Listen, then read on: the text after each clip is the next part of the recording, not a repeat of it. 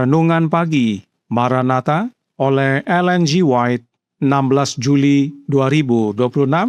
Mari kita berdoa.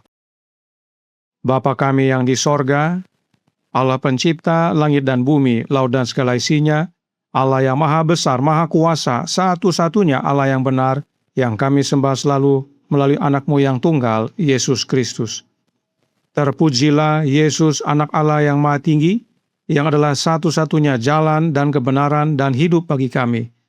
Pada pagi hari ini kami bersyukur boleh bangun dan berbakti dan sebagaimana membaca dan mendengarkan nasihat firman-Mu, kiranya ini menjadi pertobatan bagi kami semua, agar menerima Kristus dalam hidup kami, sehingga kami tidak tertipu oleh mujizat ataupun tipu daya setan.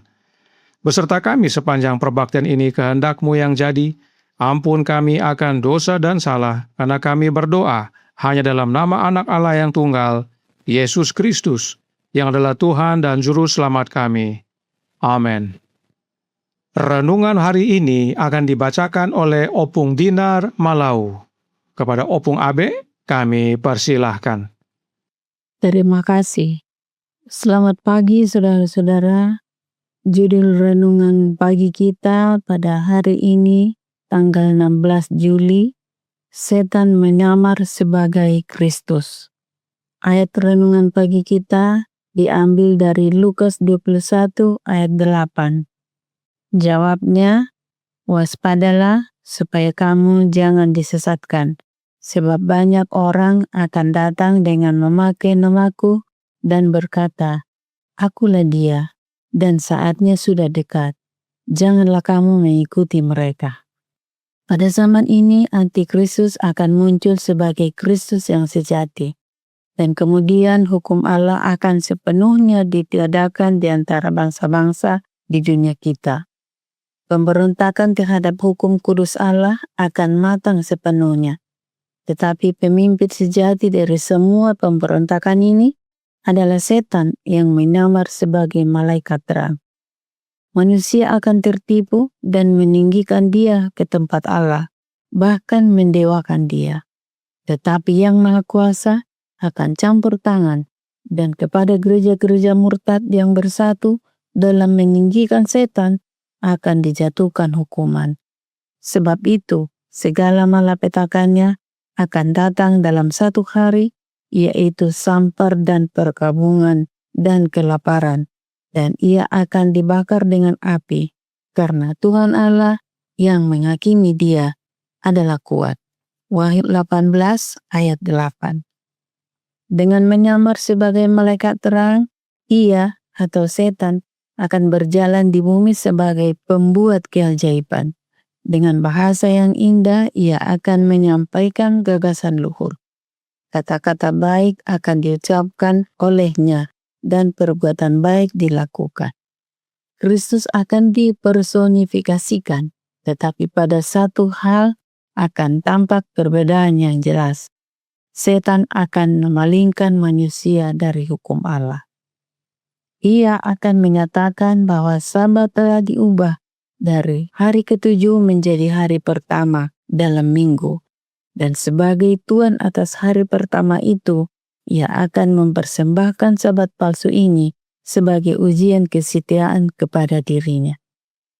Adalah mustahil untuk menggambarkan pengalaman umat Allah yang masih hidup di bumi ketika kemuliaan surgawi dan pengulangan penganiayaan masa lalu berpadu. Mereka akan berjalan dalam terang yang berasal dari tahta Allah. Melalui malaikat akan ada komunikasi yang terus-menerus antara surga dan bumi.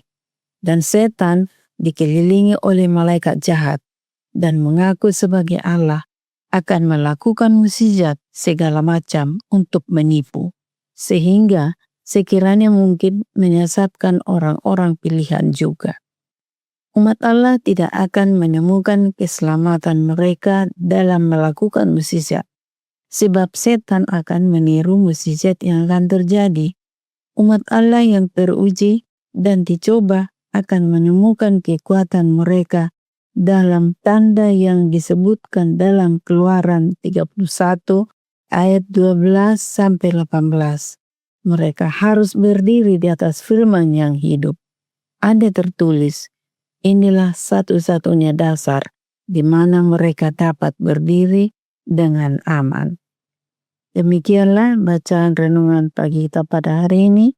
Terima kasih, Tuhan Yesus memberkati. Terima kasih atas penatalanan Opung Abe. Tuhan Yesus memberkati. Selamat pagi, saudaraku dalam Tuhan. Roh Nubuat berkata dan bertanya dalam manuskrip 185 tahun 1897 paragraf 9 yang berbunyi, pemberontakan dan kemurtadan ada di udara yang kita hirup. Kita akan terpengaruh olehnya kecuali kita dengan iman menggantungkan jiwa kita yang tak berdaya pada Kristus. Jika manusia begitu mudah disesatkan sekarang, bagaimana mereka akan bertahan ketika setan menyamar sebagai Kristus dan melakukan mujizat?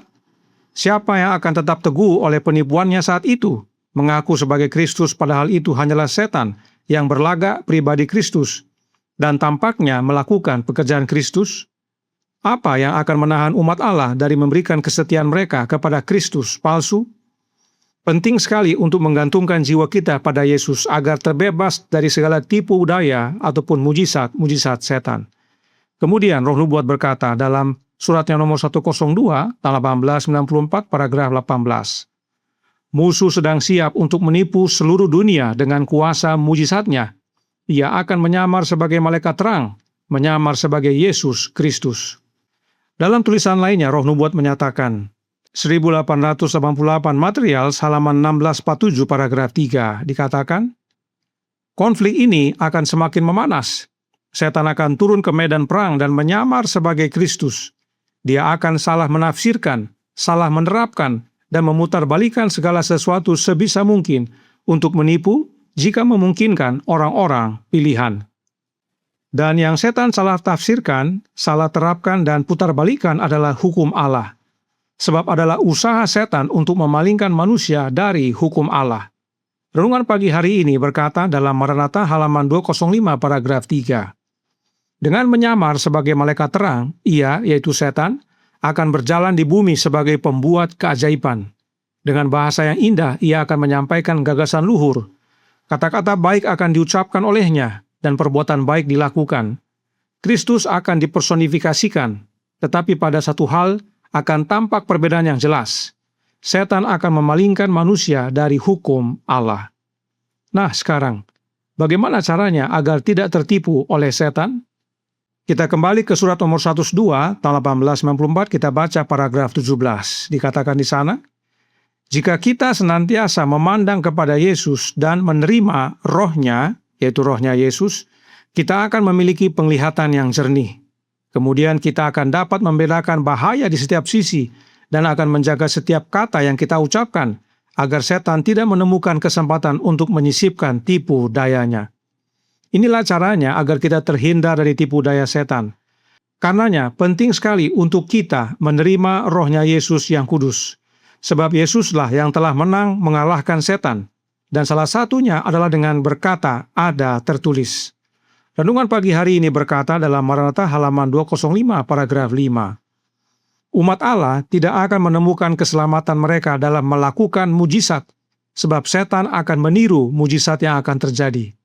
Umat Allah yang teruji dan dicoba akan menemukan kekuatan mereka dalam tanda yang disebutkan dalam Keluaran 31 ayat 12 sampai 18. Mereka harus berdiri di atas firman yang hidup, ada tertulis. Inilah satu-satunya dasar di mana mereka dapat berdiri dengan aman. Keselamatan kita bukan dalam mujizat, tetapi dalam firman yang hidup. Jangan andalkan mujizat, sebab setan dapat meniru mujizat. Tetapi andalkan Yesus oleh menerima rohnya, maka kita tidak akan tertipu oleh tipu daya setan.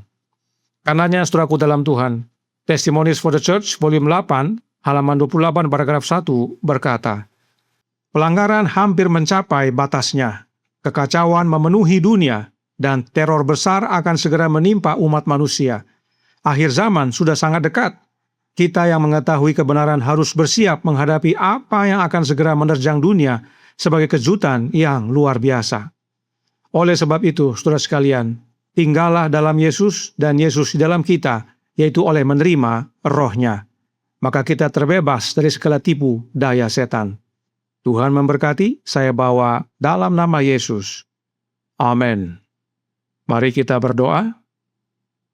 Bapa kami yang di sorga, Allah pencipta langit dan bumi, laut dan segala isinya, Allah yang maha besar, maha kuasa, sumber segalanya, yang kami sembah selalu melalui anak-Mu yang tunggal, Yesus Kristus. Terima kasih atas nasihat vital pada pagi hari ini. Agar kami tidak tertipu oleh tipu daya setan, sebab dia akan muncul sebagai malaikat terang, bahkan meniru atau menyamar sebagai Kristus, adalah dengan tinggal dalam Yesus dan Yesus dalam kami oleh menerima roh-Nya. Karenanya tolong kami ya Bapa, karuniakanlah roh anak-Mu dalam hidup ini, agar kami masing-masing yang percaya menerima penglihatan yang jernih. Kami tidak tertipu oleh segala macam upaya setan dari kiri dan kanan, muka dan belakang. Dan kami dapat menghadapi dia dengan firman yang hidup, yaitu ada tertulis.